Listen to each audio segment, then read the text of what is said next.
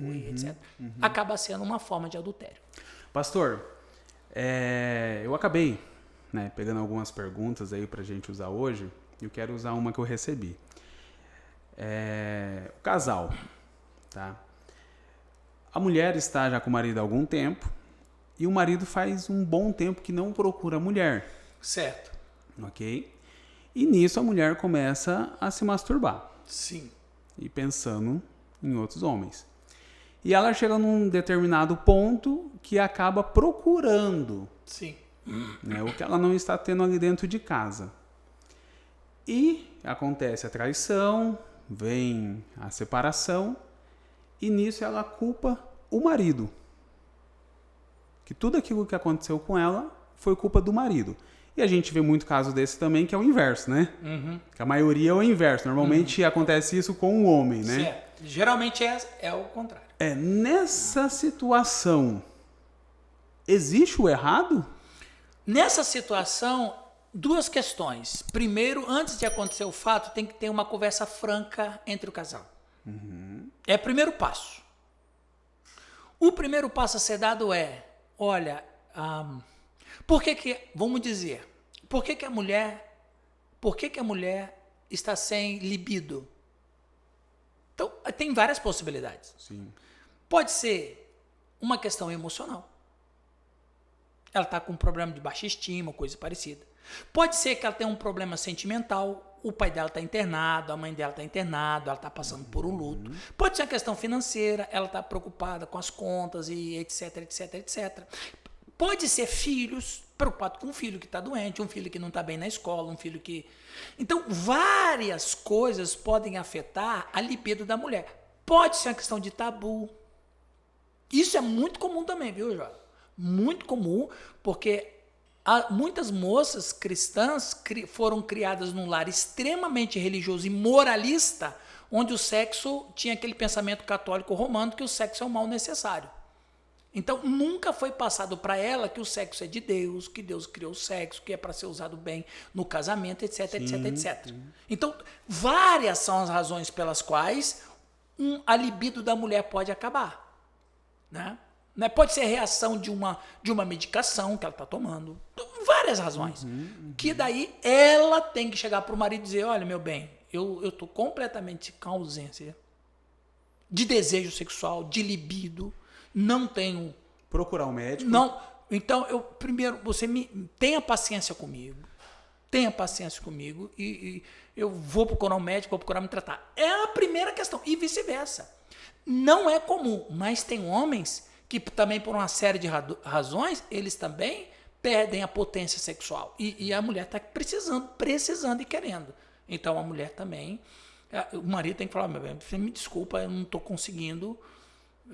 infelizmente não vai, etc. Tem homens que partem para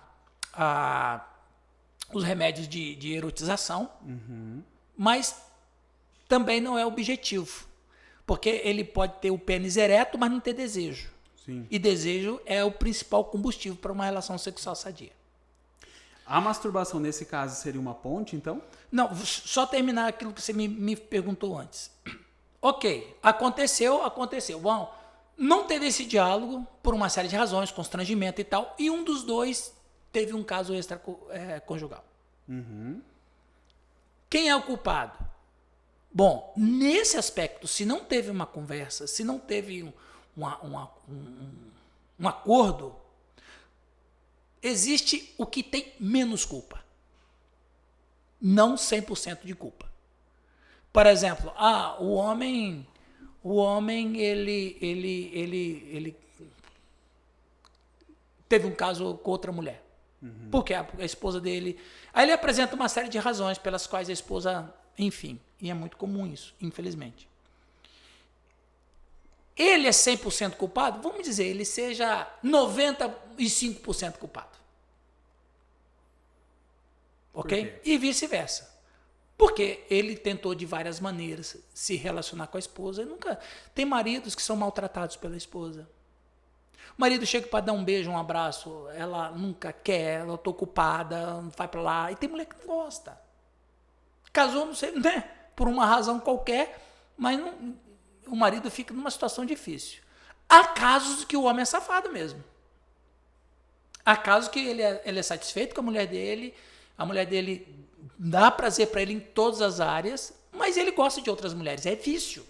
Tem um outro detalhe a ser tratado. Nós estamos tratando desse que você me apresenta. É importante um diálogo para que não aconteça esse tipo de situação.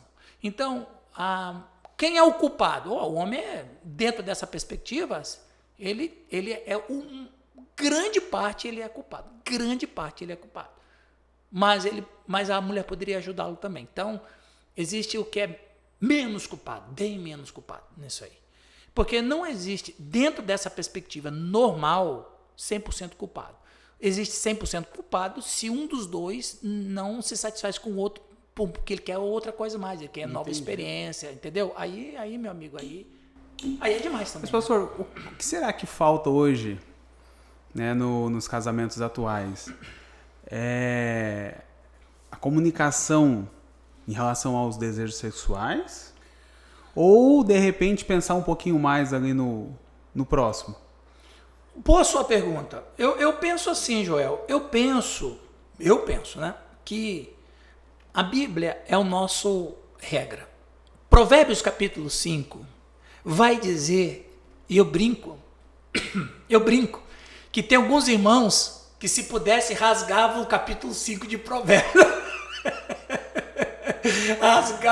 Rasgariam o capítulo 5 de Provérbios. Porque o capítulo 5 de Provérbios é um capítulo de um conteúdo erótico que, se o sujeito lê bem lido o que o provérbio está oferecendo, ele fica excitado. Porque o provérbio, dentre o apelo sexual, ele vai dizer que os seios da esposa devem saciá-lo o tempo todo. Claro que o Provérbios, ele é um livro de uma cultura oriental de 2.000, 3.000 anos atrás. Ele tem um apelo erótico dentro da cultura. A cultura erótica do Ocidente e principalmente do brasileiro é outra. Por exemplo, o livro de Cantares, não sei se você sabia, o livro de Cantares, ele, dentro da literatura mundial, ele está reportado como literatura erótica. Está no nível do Kama Sutra dos indianos. Eu fiz uma vez, num encontro de casais, uma exposição do livro de Cantares. Eu abri o verbo. Porque o livro de Cantares, ele é essencialmente erótico. Ele é um livro erótico na Bíblia. Por quê? Porque Deus honra o sexo. E ele deu sexo para o homem usar dentro da linha que ele criou. Então, qual é o problema da vida sexual do cristão? São os tabus, religiosidade, moralismo, entendeu? Então, isso é uma herança do catolicismo medieval. Por exemplo, Joel, a vida sexual na Idade Média era complicada. Os casais não podiam ter sexo na quinta-feira, porque Jesus foi traído na quinta-feira. Os casais não podiam ter relação sexual na sexta, porque Jesus morreu na sexta. Os casais não podiam ter relação sexual no sábado, porque Jesus estava sepultado no sábado. Os casais não podiam ter relação sexual no domingo, porque Jesus ressuscitou no domingo. Os casais não podiam ter relacionamento sexual na segunda, porque segunda era dedicada aos mortos. Sobrava terça e quarta se a mulher não tivesse menstruado.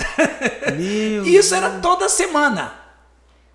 Toda semana. Não era uma vez por ano. Toda semana. Então, a vida sexual da Idade Média era um terror. Tanto para o homem quanto para a mulher. Essa ideia de que o sexo é um mal necessário do catolicismo medieval pervadiu a história. Atingiu também os protestantes. Porque os protestantes tem gente que vai usar essa história aí. Eu vejo, eu estou passando uma informação histórica, né? Tem gente que vai usar. Então, claro, nós estamos no bate-papo aqui. E muitas coisas fogem do que a gente poderia falar. Mas o básico é isso. É entender que a relação sexual é um ato de adoração. É um ato de adoração. Sim. A Bíblia não fala assim que a gente deve glorificar Deus com o nosso corpo? Uai, a relação sexual a gente faz com o corpo.